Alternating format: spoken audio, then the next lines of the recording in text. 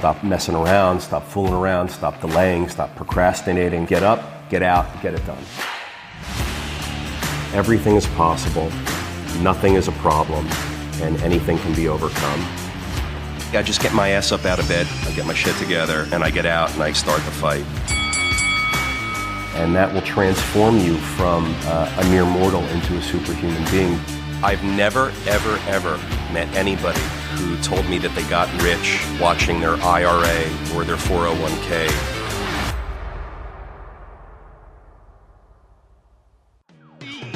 Welcome to the Daily Cash Flow. My name's George Robson. Welcome to the Daily Cash Flow. My name is Donald Biden. I don't know what my name is today because it's fucking crazy because it's November 4th. We're filming today. Yeah. Polls are coming in. Man, I can't believe the past 24 hours have been nuts, George. A day to be remembered. It seems like every election is the new high bar standard of the craziest election ever, and we've never seen anything like this before. And everything's at stake. Everything's at stake. I mean, every election is like that. The bar keeps moving and moving and raising, and I can't figure out. And it sort of bothers me a little bit, the boarding up of properties and storefronts in these cities across America. I can't figure out why that's happening. Is that happening because storefront owners are planning for a Biden win and the Trump supporters are going to come out and riot and loot? Or the store owners are planning for a Trump win and the Biden supporters are going to come out and loot and riot? I can't figure that out. Based on what I'm checking on social media, it really depends on who you're voting for as to the answer to that question. So the store owners are just putting plywood in their windows. They don't care. Yeah, but if you look at different media outlets, there's different interpretations about that. You know, that they say, oh well, this is clearly in because of Antifa or whatever, and then oh, this is clearly because of Trump's support. I don't recall. And maybe this has happened in previous general elections. I don't recall this being a feature where people were boarding up properties in anticipation of looting and rioting. That to me, I don't recall, and it's crazy to me. No, I think right now the striking thing about 2020 to me, out of all the crazy shit that's gone down this year, is how different the stories are that people are believing. That like at one point, I feel like people from different sides of the political spectrum disagreed on facts, but they were disagreeing on the same facts. As opposed to now, I feel like people are getting completely different facts, and they're living in completely different universes, and can't even discuss the same thing. Well, there's media. Yeah. There's candidates that are very good at using the media and putting out messaging, and the machines, the political machines, the party machines they're well funded, they're very experienced, they've got teams of experts and all these different skills that they can handle messaging, advertising, media buys.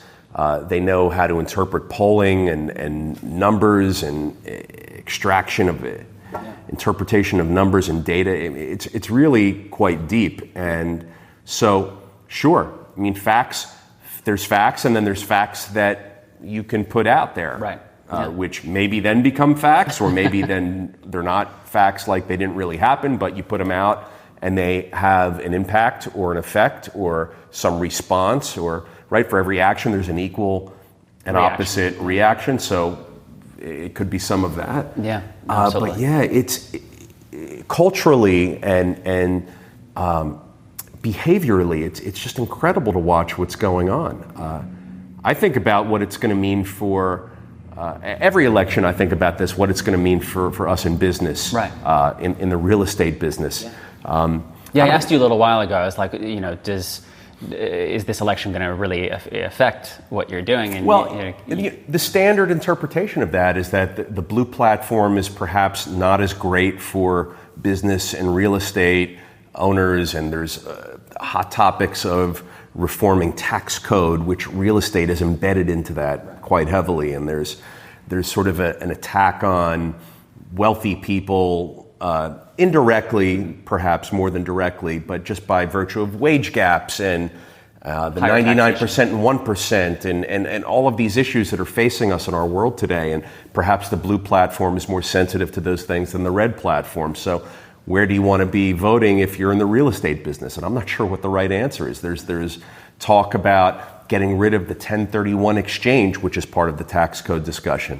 And it hasn't happened yet. There's that talk that comes up every election. I wonder if it's going to happen. That would really impact our industry negatively, I think. And then you have a guy in the Republican ticket who's running for re-election, who's a real estate guy, right. and perhaps might have an agenda which would benefit real estate owners, but I'm just not so sure, because other parts of his agenda are such that it could, as we've already talked about, everything's connected, we're all connected, so other parts of his agenda may spill over and impact whatever pro-real estate legislation, pro-business legislation he allegedly says that he's for. Will come under the heel of another agenda. Yeah, it's very tough to understand and figure out if you really want to dig deep into it. I mean, the standard analysis is, lower taxes, lower corporate taxes, better for investment, better for jobs, better for the economy. So,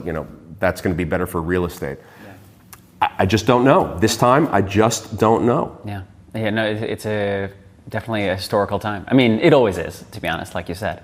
But it stands out. Home prices, I think about that all the time, because home prices, while not directly correlated to apartment buildings, they do have some connection and some correlation. And we've seen home prices in 2020 during the pandemic in urban, densely populated urban centers get depressed, while all the home prices out in suburbs and in secondary and tertiary markets, where there's perhaps an outdoor component, vacation component, outdoor living lifestyle component that's different than being in a city center, all those home prices have come up. And home prices is a big issue, because with this election, we're talking about, if there's a blue win, the SALT taxes might then be back on the table, whereas Trump took the SALT tax deductions off the table in his tax code that he passed several years ago. And if you then put the SALT taxes back on, it could fuel home prices even more, because now people are going to be able to now once again write off the deductions for mortgage interest and state and local taxes, more so than they've been under the Trump administration.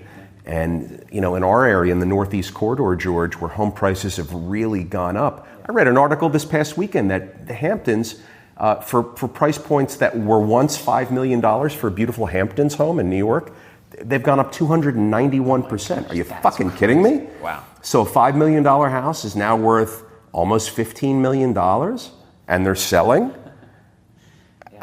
What do you do with that? So politics plays a huge part in our industry, in our daily lives, in real estate, home prices. There's a really funny thing that I read this past week about tracking home prices. I don't think this is really referring to those that are buying the $5 and $15 million homes in the Hamptons. So it was an article about the Zestimate on Zillow. Oh, okay. And how people are like super dialed in. They're like thumbing through to see the Zestimate every day. They're checking it every minute, right? It's like social media for them. They want to see what Zillow tells them the Zestimate is for their home. Because there's some algorithm, there's some formula, and it changes moment by moment as closing data on new home sales gets entered into the world, the data world, the Zestimate updates. So people are checking their Zestimate. They may have bought a new home recently, and they want to see if it's gone up $5,000 today, or if it's gone down $5,000 today. And the article goes on to talk about how people are glued to the Zestimate, and they're tracking the value of their home, their asset, as it relates to this algorithm. I find it to be crazy. I find it to be crazy, because I've always said, as you know, that the great thing about real estate is that if you buy income-producing real estate, it pays you regardless of what the market does. The market's doing in terms of closed comps and comp sales. And so, if you're buying a home as an investment and you're tracking it on Zillow, checking the Zestimate, and you're nuts about it, I think you're doing yourself a great disservice, and you're going to take years off your life just from stress.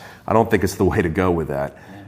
Look at your Zestimate once a quarter or once a year, or not at all, actually, because I don't even know what that algorithm is.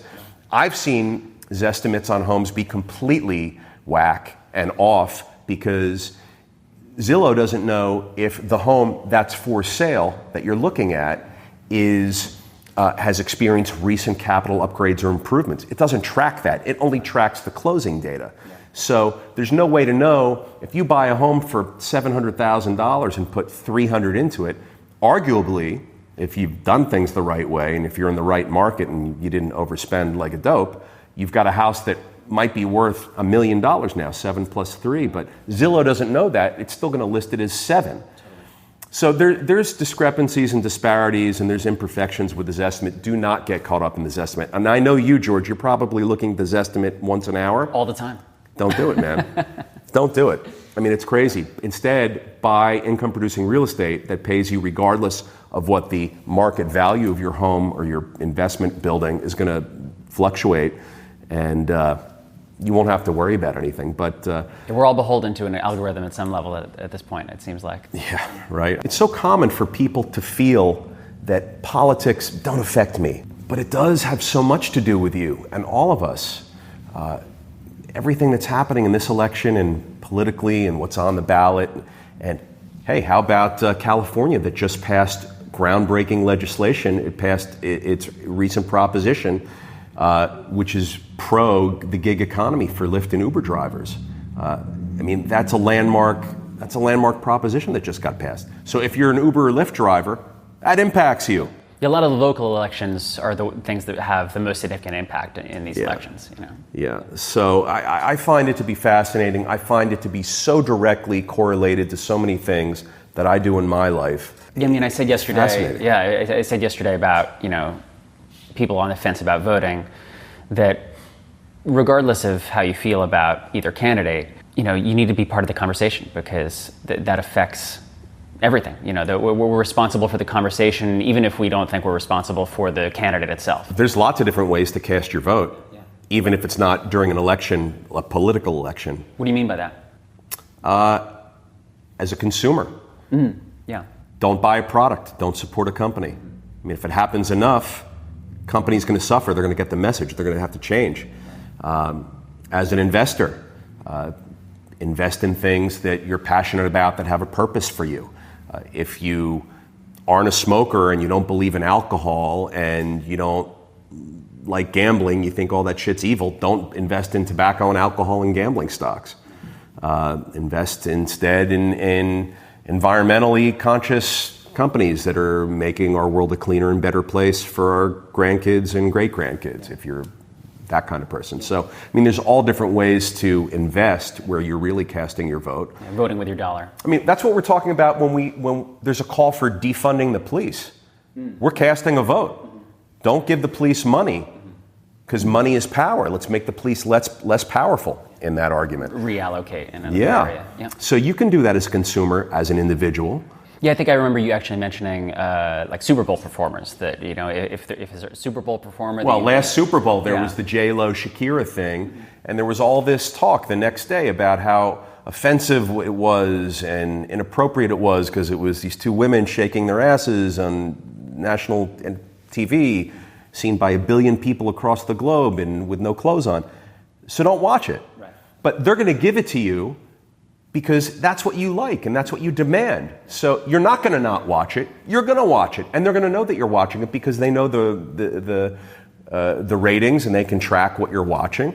And so pollsters talk about this all the time, about how people lie to the polls because they want to appear smarter or more virtuous or more, whatever to the polls. And so you have to sift through that information and say, okay, well, they might be telling me that they're saying they want this thing, but people really vote in those other ways. Like, oh no, I don't drink. I don't drink.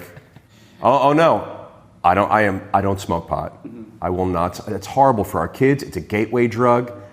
But don't go home and smoke some weed. Yeah, don't look at my sock drawer. Right. Yeah, exactly. So, as a consumer, as an individual, as an investor, every decision you make and every choice you make is casting a vote of sorts. Not even of sorts, it's casting a vote. Right. And it's important stuff.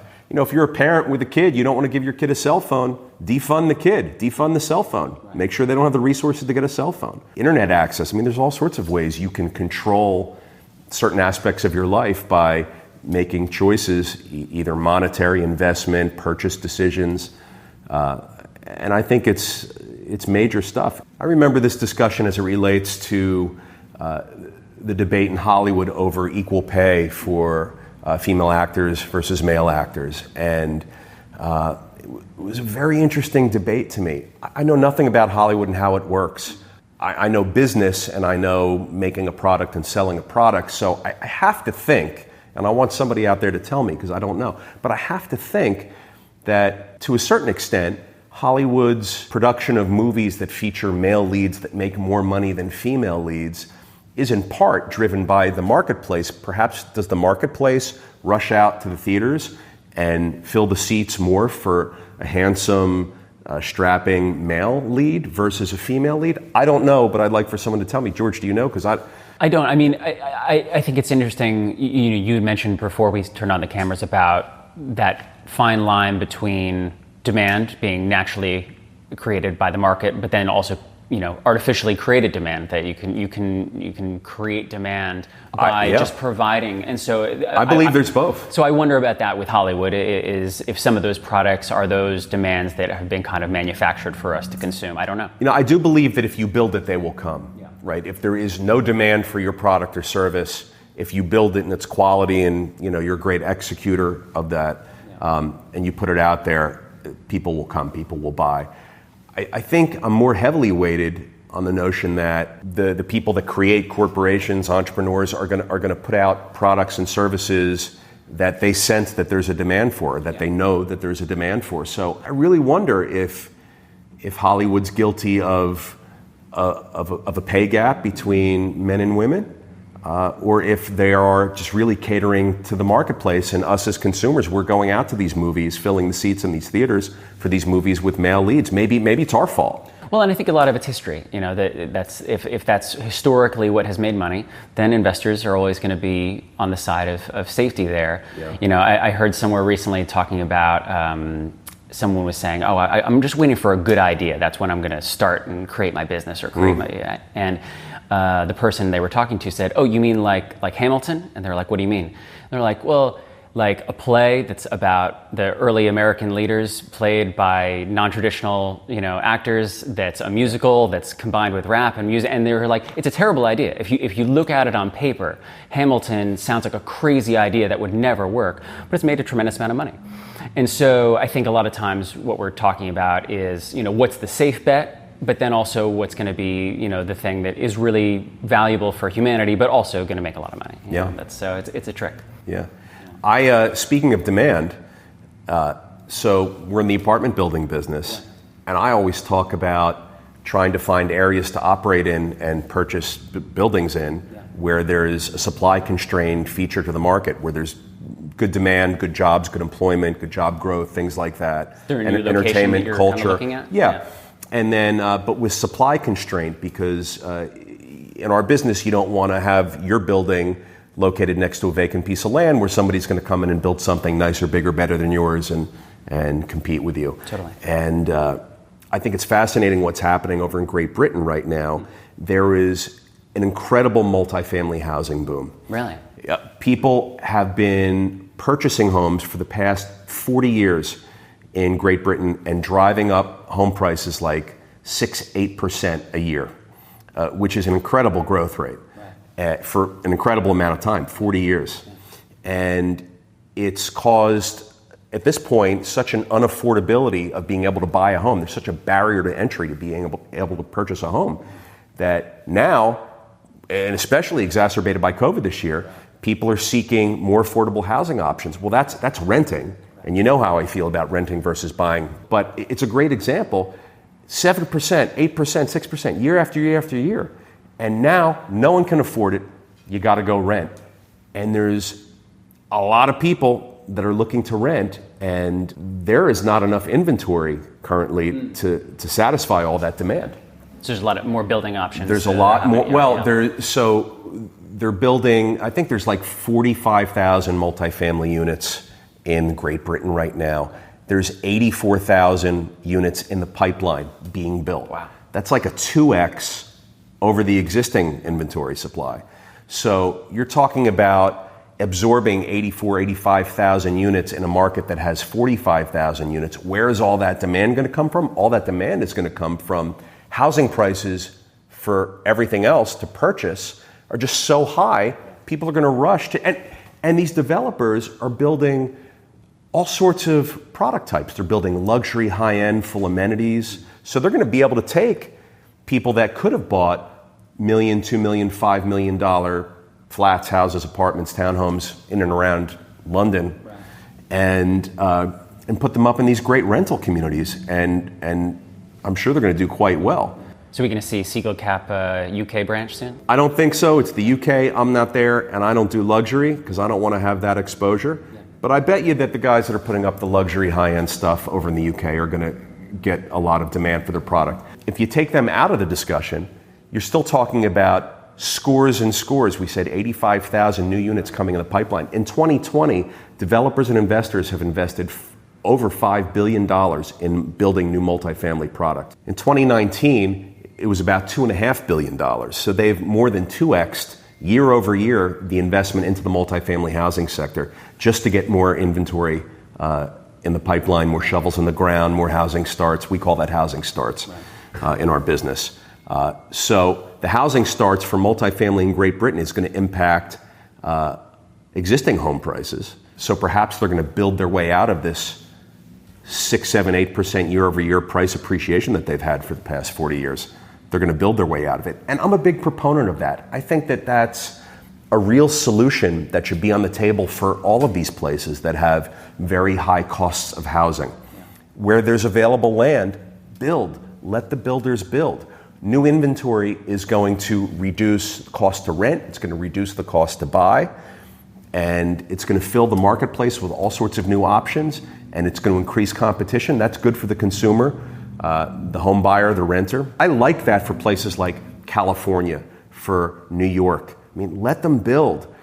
In our area, George, Northeast Corridor, coastal New Jersey, there's not a whole lot of land to build new things. We're in a supply-constrained market. So a lot of these towns, when there's developers that come in on whatever the building opportunities are, whatever the vacant land is that exists, these towns, they let them build, and they do. Yeah. And they put up new product, and it competes with whatever's there. But there's not a whole lot of that where we are because there's really no supply of vacant land to really go build on. But in places like California, you can go a little further west. You don't have to be right on the coast. Of course, coastal property is more in demand and higher property values than inland. But California's, I'm picking on California because they're the most populous state in the nation. It's an election. I've heard that quote about 50 times over the past 24 hours. But also because they have a real housing crisis going on. It's real, and it's painful for the people that live there, and I feel for them.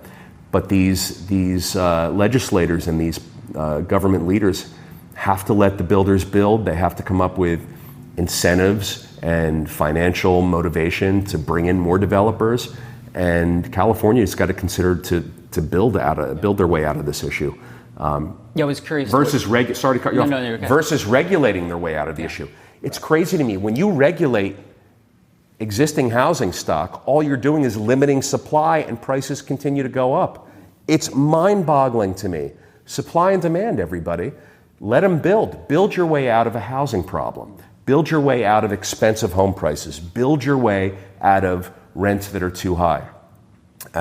If you've got the available land, build on that land. What happens when that land has been built on already? Like, I guess you said our area is somewhat like that. Yeah. Well, you've got, in a supply-constrained area, you've got different factors that are in play. We're in Asbury Park, New Jersey. Asbury Park has huge swaths of vacant land. Let them build on the land. They're not. There's politically and contractually, there's a mesh of stuff going on in our little tiny little world of Asbury Park, New Jersey. That is limiting the supply of new housing starts coming online. You go to towns down the road, nearby, inland a little bit, there's some building happening, but there's also huge demand coming to coastal New Jersey. New Jersey is a high demand housing state. Yeah. People want to live around New York City because it's less expensive than living in New York City, typically, right. Not in 2020. People want to live on the coast, at the shore, because of the lifestyle and the amenities and being outdoors and being by the beach. So New Jersey's got a lot of different things that make it a high demand housing state. There are places where there's available land and they're building. It's feeding the constant new demand. Building without new demand is just going to result in empty properties. Right. Building to absorb an increased amount of demand is going to result in absorption of your newly built properties. So New Jersey is one of these places, and all around New Jersey, it's one of these places where building will typically result in absorption because it's such a high demand housing state. If you go out to wide open places, I like to pick on Mississippi. If you go to the swamps of Mississippi and put up a new building, you're going to be hard pressed to fill it. There's just not a lot of demand to live in the swamps of Mississippi. In California, there's a lot of demand to live there. I'm baffled at how places where there is an availability of land don't explore policies. Here we are again talking about policies and government and politics, right? It all ties together. But it baffles me how they don't explore more than they're doing already. Because I know that they're exploring it, but you got to put it on the table and 10x it. Let them build. And there's investors and developers that will come in and build and absorb all that demand, and it will equalize housing prices. I mean, we see this in California's a rent-regulated state. New York City is a rent-regulated city. Not everything. There's free market product in New York City, but there's a lot of regulated. There's about 1 million regulated apartments in New York City, and all year long, year after year, there's talk on both sides of the aisle, on all segments of the income curve, about what to do about New York City's escalating costs of housing. And it's really fascinating to watch. They increase regulations, which limit supply and just further fuel the increase of cost of housing for the free market stuff.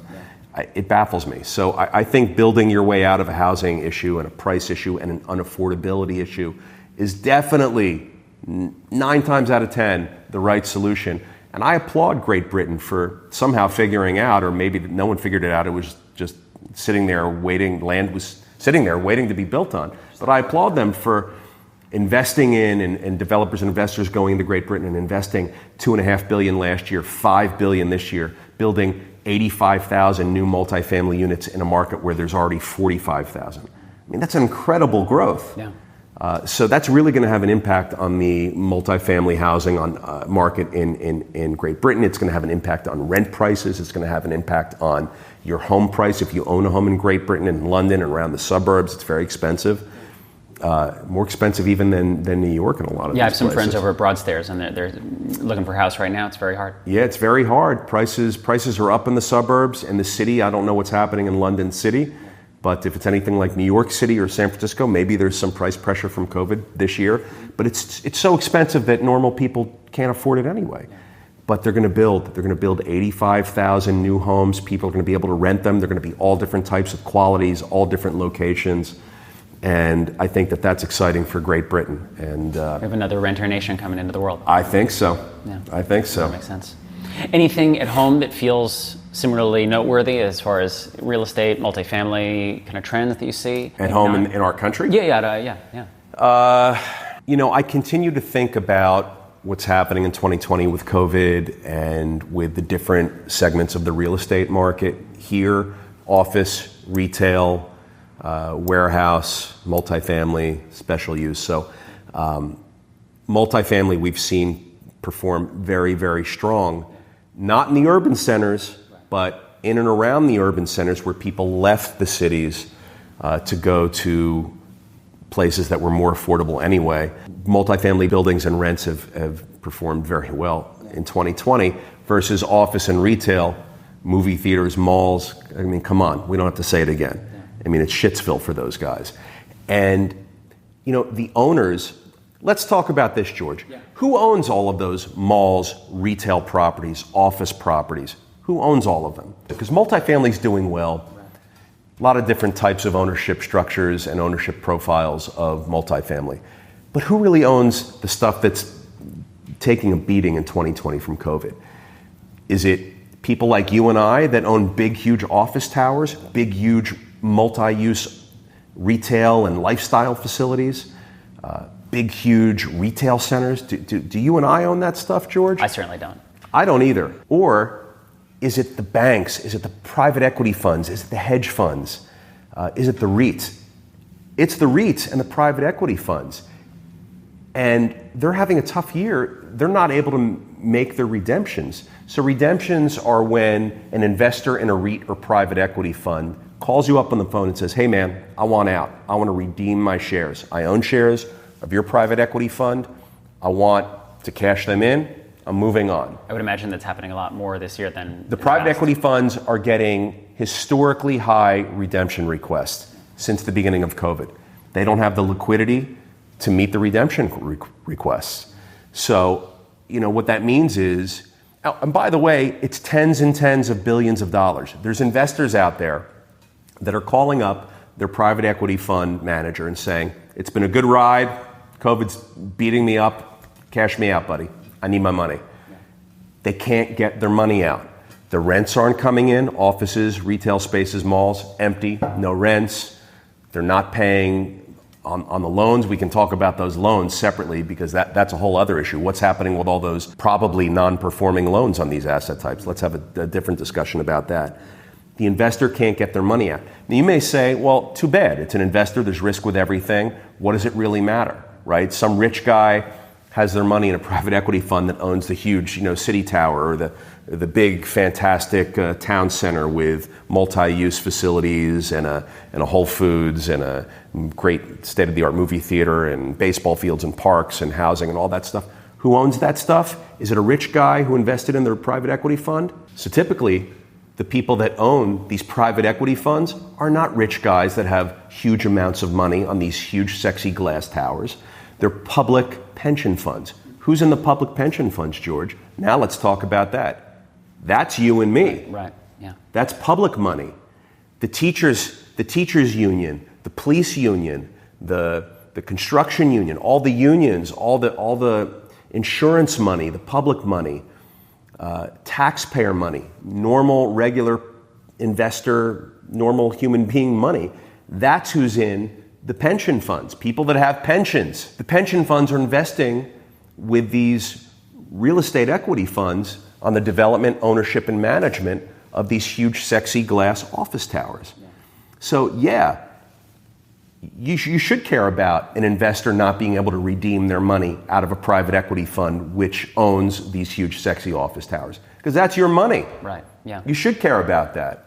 I mean, it's a real interesting topic because I think most of America sits back and says, well, why the fuck should I care about some Donald Trump type of guy that has $1 billion invested with, some other guy in the Chicago Tower or the whatever tower? You should care because in addition to the high net worth investor that has some money in that game, the pension funds are in there too. And those pension funds they're in managed stock portfolios, they're in real estate funds. So you should really care about a fund's ability to honor redemption requests from an investor. That investor may be you. Right. And especially these investments are often viewed as conservative already. And if we're not able They're viewed as conservative and safe because they're high quality, they're limited with debt. But look at what's happening this year. Yeah. There's no office rents coming in like there was a year ago. There's no retail rents coming in like there was a year ago. So there's Trumbull, who's a big Core Plus holder of this stuff, they've sold off a bunch of properties already in 2020 at deep discounts. Right. And when that happens, it creates a comp in the marketplace, and now you're creating a marketplace of office and retail assets with prices that are lower than what they were a year ago. That's your money. And that goes back to what you've said before about us all being connected. We're all connected. Yeah. We're all connected. So if a conservative market is having a problem, then everyone is affected by that kind of situation. Absolutely, man. No, we are all connected. And I always thought that was such an interesting thing because I think the messaging that we all get is, between the income and wage gap and the 99% and the 1% and the haves and the have-nots. It's so fascinating because the 99% with their pensions are invested in all that stuff. It's crazy. It's crazy. Yet we're out here talking about depressing values on sexy glass office towers in urban centers. I mean, that's our money. Well, and even if you're not invested actively in the market, how the market performs is going to affect, the price of milk on the corner. So we are all connected. Yeah. So pay attention to that stuff. Pay attention to what your pension fund is investing in. Yeah. Pay attention to what your 401k is investing in. Yeah. Because I promise you, your pension fund, your 401k, all of that stuff is invested in stocks and core plus real estate holdings, and all that shit's getting slammed, and that's your money. So look for other places to put your money. Consider multifamily. If there's a way for you to gain access to a multifamily investment or have exposure to that, I highly recommend it, because it's your money that's out there. I mean, just read the paper every day. There's articles talking about these huge real estate private equity funds. They can't make the redemptions. They're selling these buildings for less than what they bought them for, big discounts. That's your money, man. Yeah. You mentioned the non-performing loans. That was something that you were talking a little bit about. So this is so funny to me as well. So New York City, as an example, and I isolate New York City because it really behaves unlike any other market, certainly any other urban center in the United States. New York City has been one of these real estate markets that's ironclad. I mean, for years. Even when it dips, it comes back, and it comes back strong. 2 minutes ago, we just talked about influx of demand, new demand. Well, New York City is one of these markets that constantly has new demand. Yeah. Culture, university demand, job growth, job demand, having access to all of those things. It's a constant demand river flowing towards New York City year over year over year. So much that it's very common. There's these families that owned buildings from decades ago, a century ago, more. There's a lot of these real estate families in New York City that have owned real estate, that never sold their real estate. They've just bought more slowly over time, over the decades, over the generations. And a lot of New York is owned by this profile of person or family. And they don't have a lot of debt, many of them, on their portfolios. They've owned them for so long, there's no more mortgages. They have no need to take out mortgages. They have huge rent rolls coming in every month. Banks love these families. They love those type of borrowers. So sure, a bank is going to look at the rent roll of a building. It's going to look at the expenses of a building, the net operating income of a building. It's going to look at vacancy rates. It's going to look at all of that stuff like it's required to, like they should anyway, like anyone should, because a loan is an investment for a bank. So they look at all of that stuff and they underwrite all that stuff, but then they go to the warm body who's there. Who's signing the note? What's their financial wherewithal? What's their net worth? Let's see the personal financial statement. Let's see the assets. Let's see the schedule of real estate owned.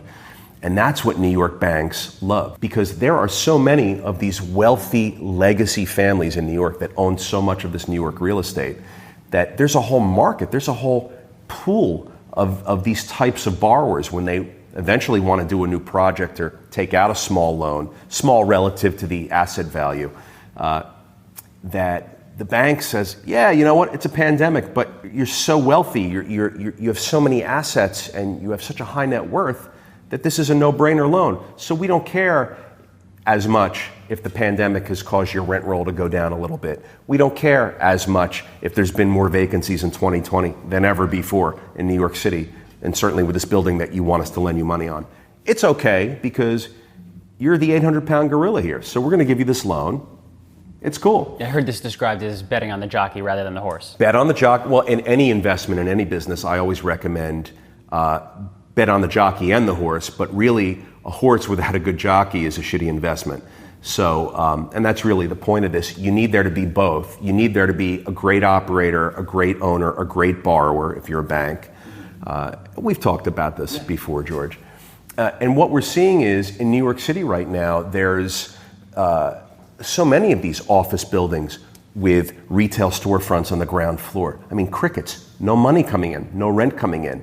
So owner of these buildings have a couple of different choices. They can call up their bank and say, I can't make my mortgage payment.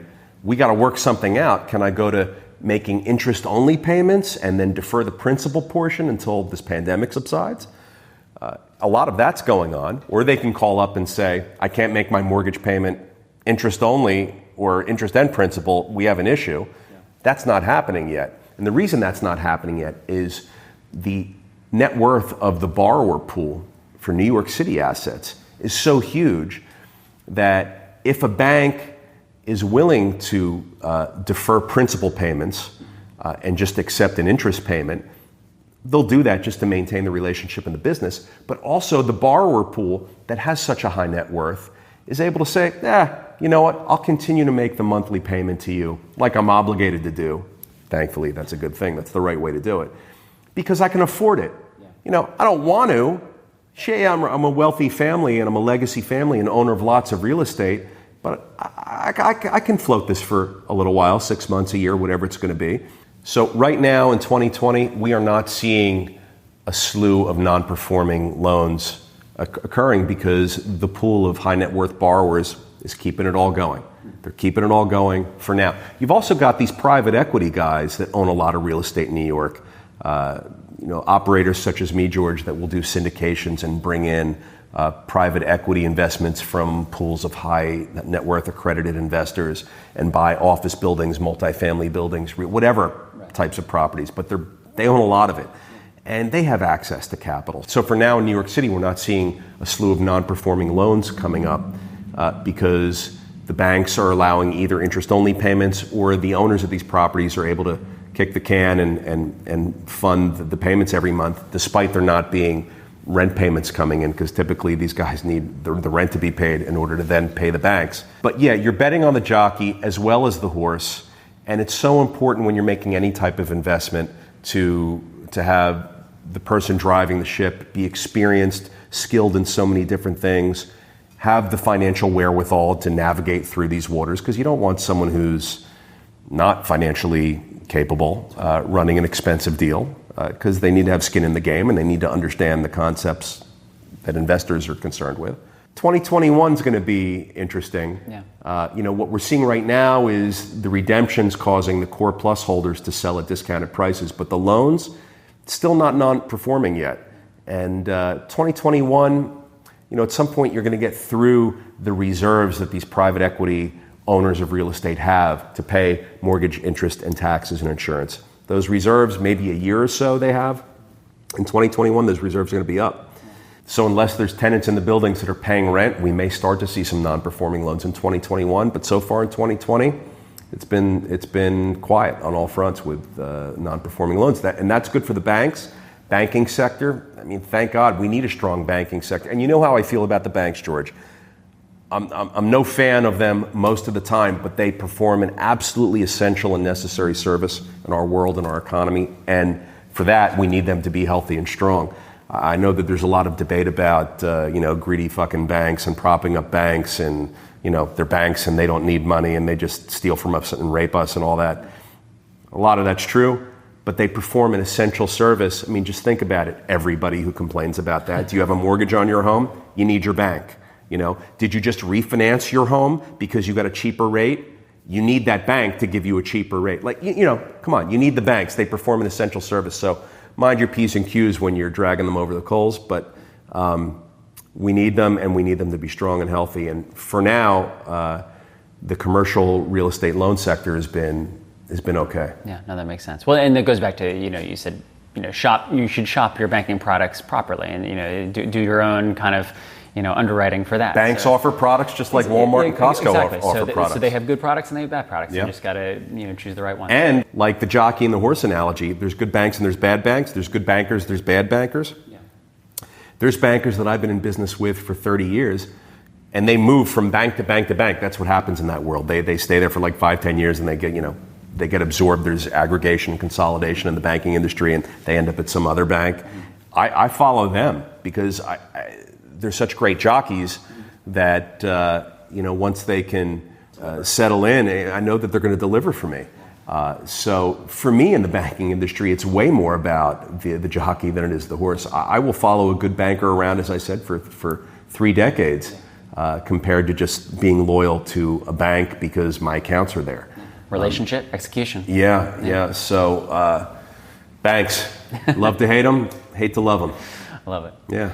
You mentioned, you were talking about the Zillow thing before. Yeah. There's another tech thing that you brought up, the Casablanca, which that's funny. So here's what I love about Casablanca. And we've talked about fintech and real estate apps and how technology is impacting real estate. So Casablanca, they're Tinder for real estate. They started off in New York City. It's swipe right, like you enter your preferences, are you a renter or you're a buyer, are you looking for a place that allows pets, whatever, and you start swiping, and it's like, do I like it, yes, no, swipe left, swipe right. And that format, obviously they've lifted that format from Tinder, but it's cute and it's funny. But here you've got Tinder, a dating app that's impacting the real estate world because some real estate entrepreneur said, well, that's a cool format. People are sort of trained on that format, the swipe right format. We could do that with real estate. By the way, that's not unlike how Amazon started. Jeff Bezos was like, books, what can we sell online? He was one of the first, he was the first retailer of books online. He's like, what product do people just want all the time? We can just sell, we can get it, like there's not going to be a shortage. Books, right? He started with books. Now it's everything, but he started with books. Maybe Casablanca is going to be Tinder for real estate, but it expands into so many other things. Maybe that'll be the format on how we purchase stuff moving forward 5-10 years from now. We're going to swipe right to get toilet paper. I don't know. But it's funny because I appreciate and think it's cute that they lifted from Tinder. And look, our relationship with real estate is not unlike our relationship with people that we want to date or have sex with, using Tinder. So we have this crazy relationship with real estate, sometimes unhealthy. And I think it's funny that they took the format from Tinder. I think it's a testament to how we kind of interact with our technology every day and how that becomes more and more a part of everything that we do. So with Tinder, you want to swipe right when you want to get fucked. So with Casablanca, you might actually end up getting fucked if you swipe right. So be careful what you use real estate technology for. Maybe it'll work out, maybe it won't. But I do know that last year that they were responsible for about $100 million in sales volume. Not bad. Now, New York real estate things are obviously very expensive, so that's going to be a higher dollar amount and less volume compared to suburbs and less expensive markets where it's going to take more transaction volume to make up that $100 million mark. But still, great. I mean, that's a great number, and maybe they're onto something. As consumers, we should be aware of how we are consuming our real estate needs and searching for our real estate and investing in our real estate. And there's going to be some more that I'm going to talk about this coming up. Obviously, we're here because what I do every day, and I seek investment from the accredited investor community to co-invest with me on apartment building deals. So we're talking about seeking to invest in real estate. So that's always on the tip of my tongue, George. But for the accredited investor, for the non-accredited investor, we have this relationship with real estate. Make it a healthy one, and definitely explore technology. There are so many things that are out there now. You've got Fundrise and Acorn and all these things now which are making investing in real estate more accessible to accredited investors, to non-accredited investors, and it's a real healthy thing, I think, for us as an economy and a market and as consumers. And technology is really finding its way to being able to enable you, the consumer, to have more access, more information, more access, and that's what technology is really doing. And there's a great company that I love. It's out there now. They're just launching, called Happy Nest, and it's an app. It's a real estate investing app, and you get to, for as little as $10, you get to invest in real estate. And there's other apps that are out there that are doing that as well. This one's great because the minimum is $10. A lot of these other apps have way higher minimums, 500, 1,000, 10,000. Some of them you have to be an accredited investor. That's not everybody, of course. But Happy Nest, with a $10 minimum, it's going to enable the whole world to walk down the street, swipe up, and invest in something. And the more we can get people to do that, the more income gaps are going to narrow rather than widen. The more it's going to be great for you and for your kids and for your grandkids. There was never any access to this stuff. Technology is making it accessible. So we're coming up a little on time. Do you want to do Zest Quest and then move on, or do you want to keep George, going? I wait all week for your Zest Quest. So on what time is it? So right now it's 6. Yeah, so we'll wrap up. We'll do a Zest quest and head out? Yeah. So this is one of my favorite Zest quests. I don't know what you're going to think about it, actually. So You're going to find out in a minute. Yeah, I am.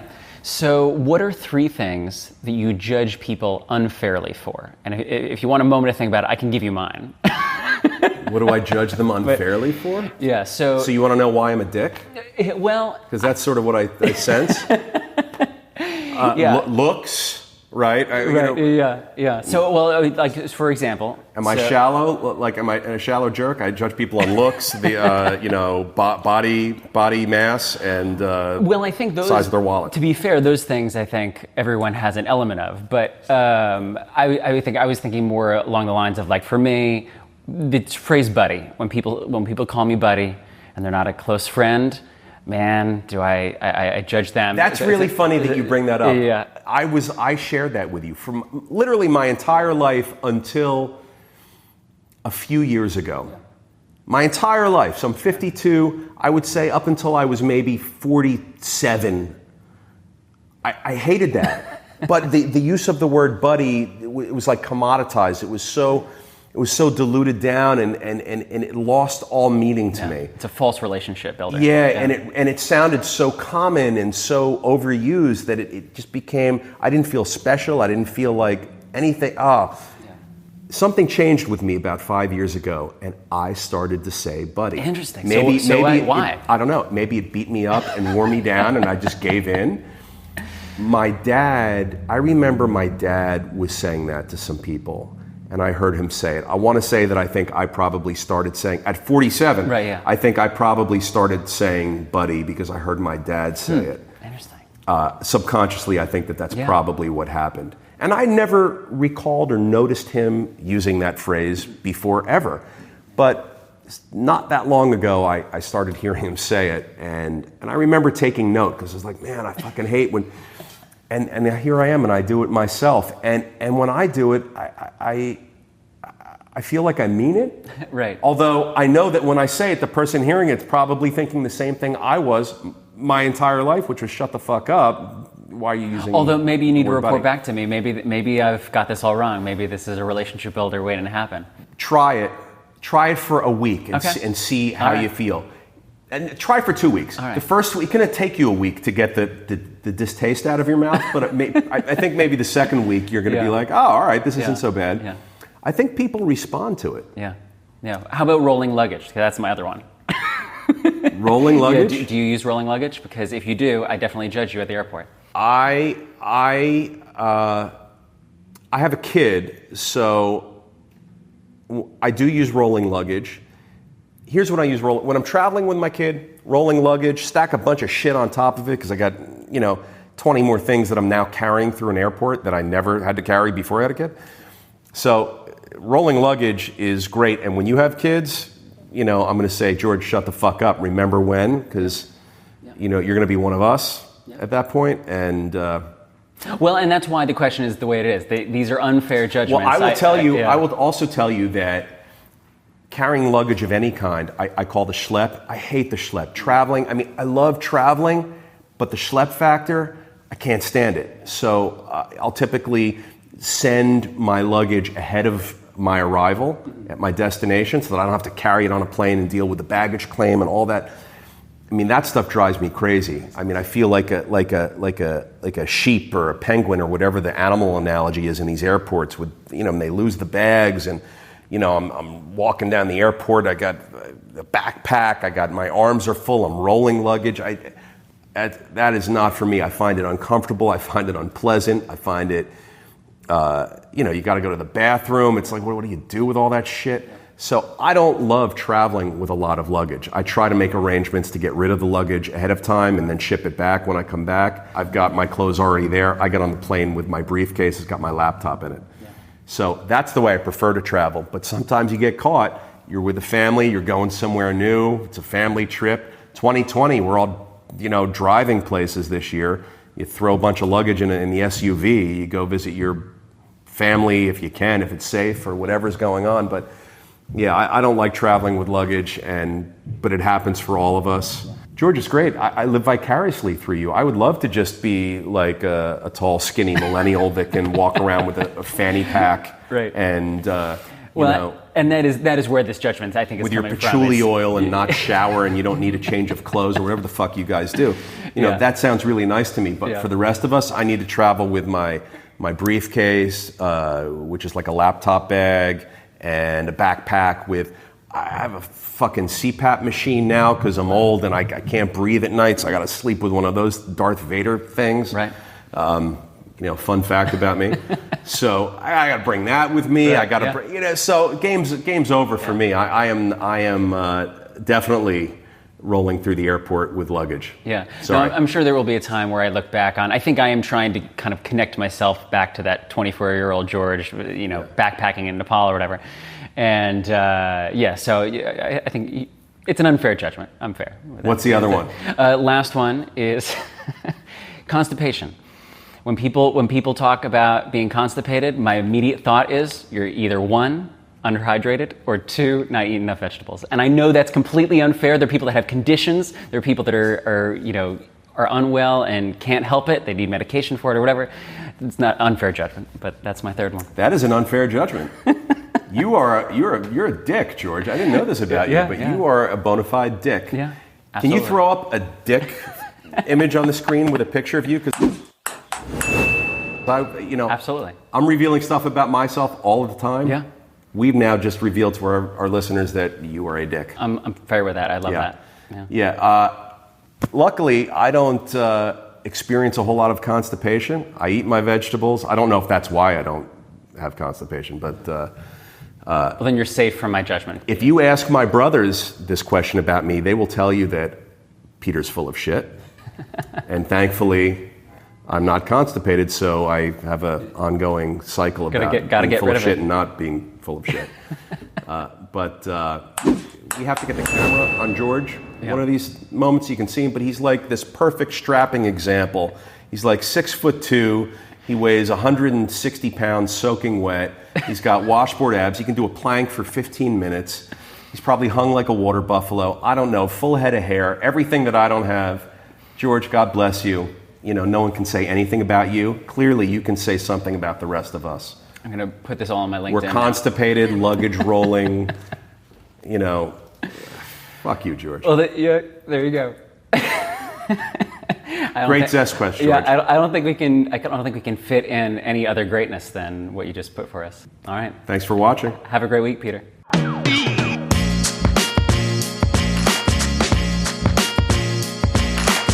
If you like what you just heard, you can subscribe to The Daily Cash Flow on iTunes or wherever you listen to podcasts. And we'd love it if you left us a review. You can follow us on Twitter and Facebook at SiegelCap and on Instagram at Siegel.cap. As always, if you're an accredited investor, go to SiegelCapital.com and take our survey to see if you qualify to take part in one of our apartment building deals. That's SIEGEL Capital.com.